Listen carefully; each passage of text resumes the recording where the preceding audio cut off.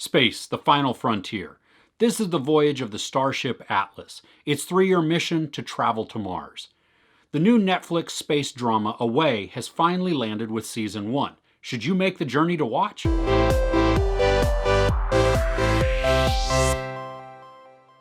5 astronauts deal with drama and difficulties as they make the long and treacherous journey to Mars. At the same time, their family and friends are also dealing with drama and difficulties back on Earth. Now, before we get going with the review, I want to share a munchie. This one my wife found, and she got it for my boys. It is zombie Skittles, and sorry for all the noise. Hopefully this will focus in on there.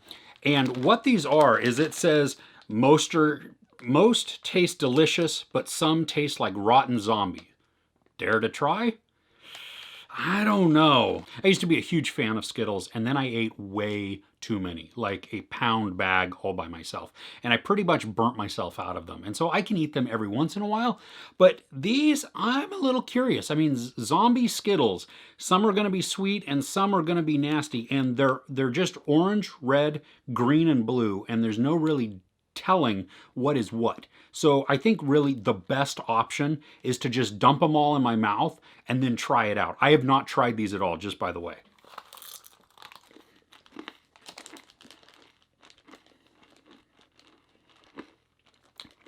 So it is kind of sweet. Not really a sour flavor, but not like a fresh feeling either. I don't really know what kind of fruits I'm tasting. And it's probably because I shoved them all in my mouth at the same time. I don't know. They're okay for Skittles. I mean, there's nothing really wonky about them. There's no real bad aftertaste. All right, so through the magic of editing, I have cut out the long, drawn-out process of me chewing the entire mouthful of that little bag of Skittles. But let me just tell you, they don't taste bad. I mean, they taste like regular Skittles, I guess. Maybe a slightly different flavor, but nothing that I feel like is rotten zombie. So I don't know. Maybe they were trying to do kind of like what those Jelly Bellies did with the Harry Potters, where you get like earwax or snot or something like that, where it's really disgusting. In this pack that I happened to open and eat, I didn't get that. But anyway, hey, it's close to Halloween, at least while I'm recording this, so maybe they're available to you in your area. Maybe you want to give them a try. Who knows? Maybe you'll find one that does taste like nasty, rotten zombie, and you're like, or maybe you'll just enjoy them all. Who knows? So getting back to the review of Away. Now, when I first started watching this, I wasn't really feeling the first episode. I mean, I was wanting to be engaged with it, but as it was going along, I was just kind of going through the motions.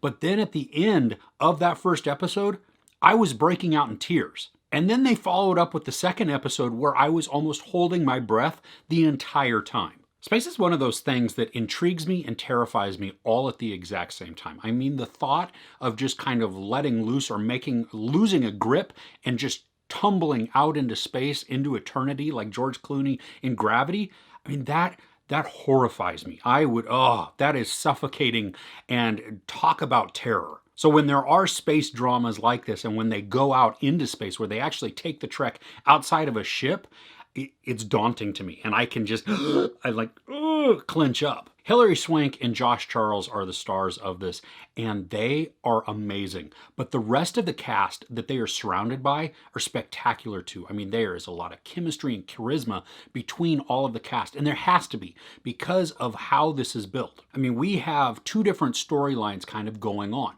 We have the space crew and all of the things that they are dealing with on the spaceship as they travel to Mars, but then we have everybody else left at home. And so while they can communicate, and I do like some of that technology and how quickly they can communicate for a large portion of their journey, and then it becomes much more delayed, that I do like that. But then the people on Earth are there to pick up the pieces, or they're going about their lives also and dealing with the drama and the day-to-day mundanities. Mundanities, is that a word? I'm going to make it a word. But just as they go through their life, and their drama is not any less, it's just completely different. I really like that the show takes the opportunity to devote portions of episodes to individual characters, especially those that are on the spaceship. We really get to dive into their backstory, who they are, what makes them tick, and just it draws us in, it intrigues us, or it makes us just connect with the characters so much more, because now we understand what they're about and why they may act a certain way, or why they seem down, or why they're excited, or why they have this personal torment that they're going through. Now, even though a large portion of this does take place in space and it's all about the focus of space, it is so much more a family drama than it is a space drama. And with that drama, there are some cringy times and even some overdramatic times. And some of the drama is also obvious in the story. The pace of this show is sometimes slow, and then other times it is oppressive with its tension. So I didn't watch the trailer going into this, so I was completely blind as I watched this. And I wasn't too sure about it as I was beginning to watch. Like I said, that first episode, at least the beginning of the first episode, didn't really grab hold of me. But then by the end of it, I was kind of sucked in. And then through the second episode, I was totally in. And I mean, I was engaged at this point, and it kept me wanting to see more. Now, I think some of the space voyage and the interactions between the characters on the spaceship might be a little far-fetched. I mean, you have some drama that bubbles up and boils up, and you would think that in real life that all of this testing and psychiatric evaluations and just them being put into close quarters and for extended period of time and really just put under stressful situations to make sure that they can all deal with each other in these tight circumstances. Because let's face it, for the next 3 years, they're going to be in a tin can, either traveling to a far-off planet, or they're going to be stuck on a planet where they can't just walk outside whenever they want. I mean, they have to put on all their crap, or else they die immediately. But the drama that happens on Earth does feel a little bit more real and natural, because we have parents going through just things with their children. I mean, you have like parents are separated because one is in space and one is back home on the ground, and the children are there. And so life is going on. And because the mission is going to be 3 years, I mean, 3 years in the life of a teenager is a huge change. They're going through massive, they're going to be a different person by the time that other parent gets back.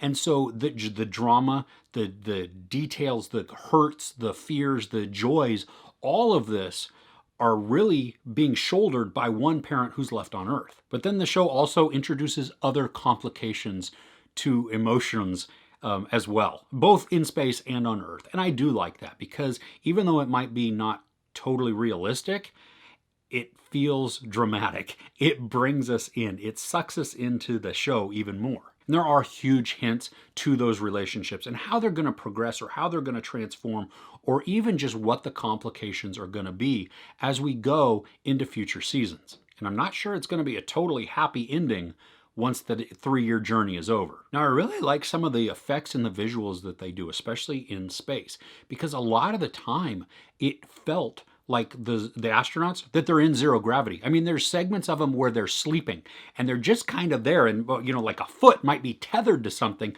and they're just totally floating. And you can't see cables. I mean, they did a really good job of, editing out and rotoscoping out the way that they did suspend the astronauts. But it felt real. The way they moved was fluid and slow and not jerky like you might think on a cable. I mean, even the shots in space, they look so cool, but man, they're terrifying to me. Season 1 is 10 episodes long, and each of those episodes are a little under an hour. But at times, the show felt long. It's not that I was getting bored. I think it was more so that the pace of the show was uneven. At some points, we would have like really exciting things going on, even for an entire episode. The next episode then would be more character or dialogue driven, and so it would slow way down. Now, I like that. I mean, I liked the content that they were giving me. But as far as ups and downs in the quickness of the show, it was uneven. And it certainly does build a compelling story. I mean, as each episode went on, I wanted to watch the next episode. And ultimately, I was engaged and I was drawn in. The characters are complex. They're charismatic. They're defective even at times. And I love all the diversity and what their different points of view bring, especially in space, because you don't just have all Americans. You have different countries represented in the 5 astronauts. And so that makes it a lot of fun to watch, because they each bring their own ideals and their own experiences, but then some of them also have pressure from back on Earth on how they're to behave or how they're to interact. And it also raises the question that when I'm millions and millions and millions of miles away from somebody telling me what to do I absolutely have to do that? And what are they going to do if I decide to do something else? And even if some of the scenarios are a little obvious or unrealistic, The show itself is ultimately a lot of fun. There's sex, no nudity, some profanity, and not really any violence. I give season 1 of Away 4 out of 5 couches. What is your favorite space-themed movie? I have a lot of them that would have to battle it out for that top spot. I mean, some of them that just pop into my head are like Interstellar, The Martian, Sunshine, even Galaxy Quest. But I know there's a ton more in there that if I just sat down and made a list, that it would probably be ridiculously long. But I'd love to know yours in the comments below. If you enjoyed this review, please give it a like. Also, don't forget to share and subscribe.